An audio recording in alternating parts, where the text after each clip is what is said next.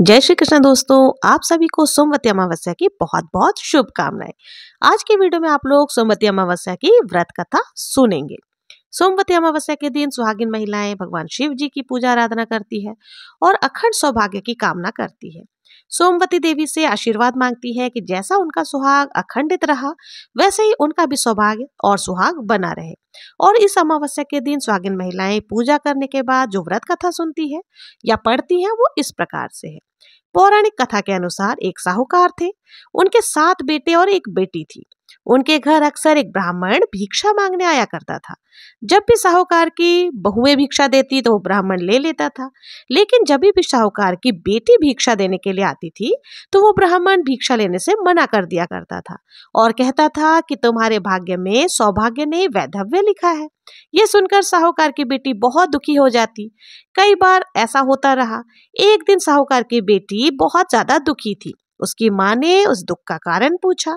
अपनी माँ को उसने सारी बातें बता दी कि कैसे एक भिक्षुक उनके यहाँ भिक्षा मांगने आता है, अगर उनकी भाभियां भिक्षा देती है तो वो ले लेता है और जब वो भिक्षा देने आती है तो वो साधु बाबा मना कर देते हैं। साहूकार की पत्नी ने अपनी बेटी से कहा कि अगली बार जब साधु महाराज भिक्षा मांगने आए तो तुम भिक्षा देना और मैं वहीं दरवाजे पर छुपकर सारी बातें सुनूंगी। दूसरे दिन जब भिक्षु भिक्षा मांगने के लिए आया तो उसकी बेटी भिक्षा देने के लिए गई तो साधु बाबा ने भिक्षा लेने से मना कर दिया। साहूकार की पत्नी दरवाजे के पीछे छुपकर सारी बातें सुन रही थी। जैसा हमेशा होता था वैसा ही हुआ। साहूकार की पत्नी बाहर निकलकर साधु बाबा से पूछने लगी कि आप मेरी बेटी के हाथ से भिक्षा क्यों नहीं लेते हैं। तब साधु महाराज ने कहा कि तुम्हारी बेटी के भाग्य में सुहाग नहीं वैधव्य होना लिखा है। भिक्षुक ब्राह्मण की बातें सुनकर साहूकार की पत्नी बहुत ज्यादा दुखी हुई। फिर उन्होंने ब्राह्मण से पूछा, अगर आपको ये पता है कि मेरी बेटी के भाग में वैधव्य लिखा हुआ है तो आपको ये भी पता होगा कि मेरी बेटी का सुहाग की रक्षा किस प्रकार से हो सकेगी। साहूकार की पत्नी के ऐसा पूछने पर ब्राह्मण ने कहा, यहाँ से बहुत दूर एक गांव है जहाँ पर सोमा धोबर नाम की एक महिला रहती है। वो सोमवती अमावस्या को व्रत रखती है, इससे उसका सुहाग अटल है। अगर वो आकर अपना सुहाग आपकी बेटी को दे देगी तभी इसका वैधव्य टल सकता है। ब्राह्मण की बात सुनकर साहूकार की पत्नी ने ब्राह्मण को धन्यवाद किया और वो सोमा धोबन की खोज में निकल पड़ी। एक दिन बहुत ज्यादा तेज धूप के कारण वो पीपल की छांव में बैठकर आराम कर रही थी। तभी उसने देखा कि एक सांप आया और उस पीपल के पेड़ पर गरुड़ के बच्चों को खाने के लिए चढ़ गया। साहूकार की पत्नी ने देखा और उस सांप को मार दिया। गरुड़ के बच्चों की रक्षा ही की। इतनी ही देर में गरुड़ भी वहां आ गया और देखा कि आसपास खून ही खून फैला हुआ है। गरुड़ को लगा साहूकार की पत्नी ने उसके बच्चों को नुकसान पहुंचाया है, इसलिए गरुड़ उसे नोचने लगा और हमला करने लगा। लेकिन फिर साहूकार की पत्नी ने किसी तरह उसे रोका और बताया कि उसके बच्चों की उसने रक्षा की है। गरुड़ ने जब इस सच को जाना तब कहने लगा कि तुमने मेरे बच्चों की रक्षा की है, इसलिए बताओ कि मैं तुम्हारी सहायता कैसे कर सकता हूँ। साहूकार ने तब गरुड़ को बताया कि वो सोमा धोबन की तलाश में निकली है, अगर वो उसे उसके पास तक पहुंचा दे तो बहुत ही उपकार होगा। फिर गरुड़ ने साहूकार की पत्नी को सोमा धोबन के गांव में छोड़ दिया। सोमा धोबन के 7 बेटे और 7 बहुएं थी, लेकिन काम को लेकर उनके घर में निरंतर झगड़ा और कहासुनी हो जाया करती थी। साहूकारनी ने एक उपाय सोचा और वो हर रात जब सभी लोग सो जाते सोमा धोबन के घर में तो चुपके से वो चली जाती और घर का सारा काम काज करके निकल आती थी। कई दिनों तक ऐसा ही चलता रहा। तब एक दिन सोमा धोबन ने सोचा कि अब मेरी बहुएं आपस में कहासुनी भी नहीं करती, लड़ाई झगड़ा भी नहीं होता, मेरे घर का माहौल तो बहुत ही अच्छा हो गया है और सारा कामकाज भी समय पर हो जाता है। आखिर ऐसा करता कौन है? यह सब जानने के लिए सोमा धोबन छुपकर बैठ गई और सब कुछ उसने अपने आंखों से देख लिया। काम करके जब साहूकारनी की पत्नी जाने लगी तो सोमा धोबन ने उसे पकड़ लिया और पूछने लगी कि तुम कौन हो और हमारे यहाँ इस तरह से घर के काम क्यों करके चली जाती हो। साहूकारनी ने कहा, मैं सब बता दूंगी, लेकिन पहले वचन दो कि सारा सच जानने के बाद तुम मेरी मदद जरूर से करोगी। सोमा धोबन ने साहूकारनी को वचन दे दिया। साहूकारनी ने सारी बातें सोमा धोबन को बता दी और अपने साथ चलने के लिए कहा। सोमा धोबन साहूकारनी के साथ चलने के लिए राजी हो गई।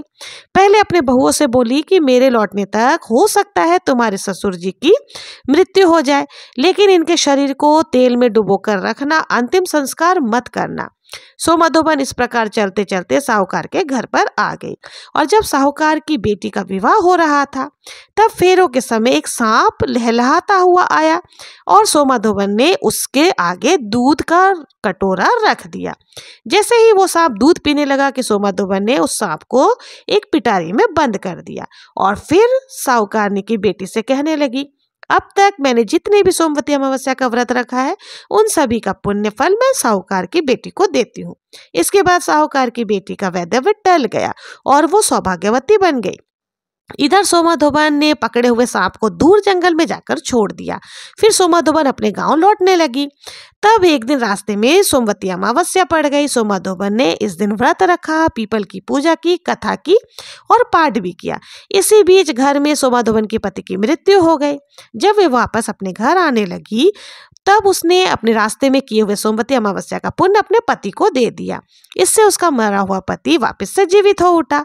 लोगों ने जब सोमाधोबन से पूछा कि तुमने अपने मरे हुए पति को कैसे जीवित कर लिया, तब उसने बताया कि उसने सोमवती अमावस्या के व्रत के प्रभाव से अपने पति को जीवित किया है।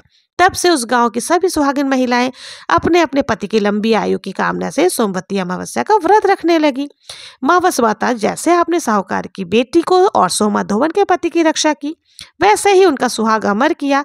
इसी तरह कथा को कहते, सुनते और हुकारा भरने वाले सभी सुहागिन महिलाओं के भी सुहाग की रक्षा करना, सभी का सुहाग अटल रखना। प्रेम से बोलिए माँ वसुमाता की जय। ये थी सोमवती अमावस्या व्रत की कथा। अब आइए सुनते हैं गणेश जी की कथा, जो इस प्रकार से है। एक दिन विनायक जी महाराज राजा के बाग से गुजर रहे थे। गलती से उनसे एक फूल टूट गया। गजानन जी ने सोचा अब तो इनके यहाँ काम करना ही पड़ेगा, यही इसका प्रायश्चित है।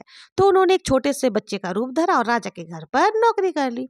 एक समय रानी जी शौच क्रिया से निवृत्त होकर बानी से हाथ धोने लगी। विनायक जी ने देखा तो बानी फेंक दी और रेत से हाथ धुला दिया। इस बात से रानी बहुत ही ज्यादा नाराज हो गई और बोली, कैसा नौकर लाए हो जो हर काम में टांग अड़ाता रहता है। राजा ने जब बालक को डांटा तो बालक ने बोला, अशुद्ध हाथ भी कभी बानी से धोते हैं, इसलिए और बानी को तो लक्ष्मी का रूप माना जाता है। राजा बोला, बात तो तुम्हारी सही है। एक दिन राजा जी बोले, गजानन रानी को पुष्कर स्नान करवा कर ले आ। दोनों पुष्कर में स्नान करने के लिए गए तो रानी किनार पर बैठकर लोटे से नहाने लगी। गजानन जी ने हाथ पकड़ा और रानी को अंदर ले जाकर पानी में डुबकी करवाकर स्नान कराया। रानी ने महल में आकर राजा से शिकायत कर दी कि बढ़िया नौकर लाए हो जो हर बात पे मुझे पुष्कर में ही अभी डुबो देता। राजा उसे डांटने लगे तो गजानन जी ने बोला कि महाराज, कोई किनारे पर बैठ कर के लोटे लोटे से भी तीर्थ स्नान में स्नान करता है। जब तक तीर्थ स्थान में आप डुबकी न लगाओ तो वो स्नान पुण्य नहीं मानी जाती। राजा बोला, बालक की बात तो सही है। एक दिन राजा ने सोचा अपने महल में हवन करवाने की। हवन में बैठने के समय गजानन जी को बोला कि जाओ रानी माता को बुला कर लाओ। गजानन जी गए और देखा रानी ने काले नीले वस्त्र पहन रखे हैं। गजानन जी ने उनके वस्त्र को फाड़ दिया। इस बार तो रानी बहुत ही ज्यादा नाराज हो गई और वो हवन में नहीं आई। जब राजा बुलाने आए कि बहुत देर हो गई है, रानी क्यों नहीं आई, और गणेश जी को बोले कि अरे गणेशिया, मैंने तुम्हें कितनी बार बोला कि जाओ रानी को बुला लाओ, तुम क्यों नहीं बुला कर लाते हो। तो गजानन जी बोले कि रानी माता मेरे से नाराज हो गई है। राजा ने जाकर के रानी से पूछा कि तुम क्यों नाराज हो गई हो। रानी ने सारी कहानी बता दी कि कैसे गणेश जी ने उनके वस्त्र को फाड़ दिया। राजा ने फिर गणेश जी को फटकार लगाई और बोले कि क्या कुबुद्धि कर रहे हो। तो गणेश जी बोले, राजा जी, कभी भी काले नीले वस्त्र पहन करके हवन या पूजन करते हैं क्या? लाल चुंदड़ी पहननी चाहिए, इसलिए मैंने इनकी चुंदड़ी फाड़ दी। राजा ने विचार किया, बालक है तो छोटा परंतु बहुत ही होशियार है। हवन में जब बैठने लगे तो गणेश जी की स्थापना में देरी हो गई। राजा ने कहा, गणेश जी को बिठाओ। गणेश जी बोले, आंखें बंद करो। इतने में गजानन जी ने दर्शन दिए। ऊंद उदालिया, दूध उदालिया, ओछी पीढ़िया ए झनकारा, और राजा के खूब अन्न धन और लक्ष्मी का भंडार भर दिया। राजा बोले, हे गजानन जी महाराज, हमने इतने दिनों से आपसे काम करवाया, हमें तो बहुत दोष लगेगा। गजानन जी बोले, आप चिंता मत करो, मैं एक बार आपकी बाग से गुजर रहा था तो मुझसे गलती से एक फूल टूट गया था, इसलिए प्रायश्चित के लिए मैंने आपके यहाँ नौकरी की, इसलिए आपको किसी भी प्रकार का कोई दोष नहीं लगेगा। राजा रानी ने उनका चरण पकड़ लिए और गणेश जी ने राजा रानी को बहुत आशीर्वाद दिया और फिर वो अंतर्ध्यान हो गए। बोलो गणेश जी महाराज की जय। तो ये थी गणेश जी की कथा। तो आप लोग भी सोमवती व्रत जरूर से करें, और अगर व्रत ना भी कर पाए तो कम से कम सोमवती अमावस्या का कथा का श्रवण जरूर से करें, और गणेश जी की भी कथा का श्रवण जरूर से करें। तो आप लोगों को मेरा ये वीडियो कैसा लगा, व्रत की कथा कैसी लगी? अगर पसंद आई हो तो जय श्री गणेश लिखना ना भूलें। मिलते हैं नेक्स्ट वीडियो में किसी और पूजा विधि के साथ और किसी और व्रत कथा के साथ। तब तक के लिए जय श्री कृष्णा, जय श्री हरि गणेश।